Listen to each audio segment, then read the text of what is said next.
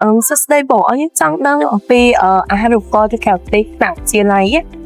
អូខេអាចសាបងប្រើ Scholar app បន្ទាប់ពី download នៅលើ App Store ឬ Play Store ហើយយើងចុច open បន្ទាប់ពីចុច open មកហើយយើងឃើញអេក្រង់បែបនេះហើយវិធីសាស្ត្រដែលងាយជាងគេយើងអាចចុចលើ High School តែម្ដងមកយើងឃើញអាហារូបករណ៍ដូចក្នុងករណីនេះទៅសិង្ហបុរីមានច្រើនយើងឃើញអាហារូបករណ៍សិង្ហបុរីនឹងចុចលើហ្នឹងមក អូខេ ហើយយើងឃើញស្ដីលំអិតពីអាហារូបករណ៍ហ្នឹងថាគេផុតកំណត់ពេលណាអញ្ចឹងណា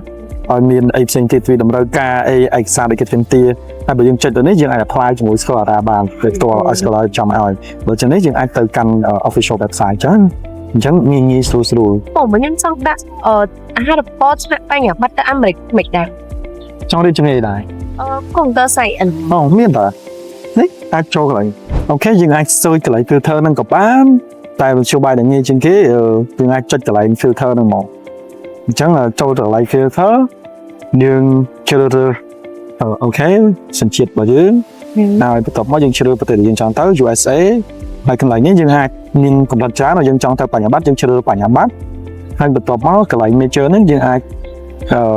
ផ្លាយពី Computer Science ហើយកន្លែងនេះយើងមិនបាច់ធ្វើក៏បានដែរយើងអាចចុចទៅវាមានបញ្ជីអាហារូបករណ៍ច្រើនតែជាទូទៅសម្រាប់ខ្ញុំគឺ Chicken ដែលគេបិទពីណាខែ10អញ្ចឹងយើងអាចចុចលើហ្នឹងទៅហើយដូចមិញដែរគឺបើសិនយើងអាចមើលស្ដីលម្អិតហើយយើងអាចទៅកាន់ official website នេះឬក៏អាចបដាក់ពាក្យជាមួយនឹង Scholar បានអញ្ចឹងងាយស្រួលក្នុងការរកអាហារូបករណ៍ទៅ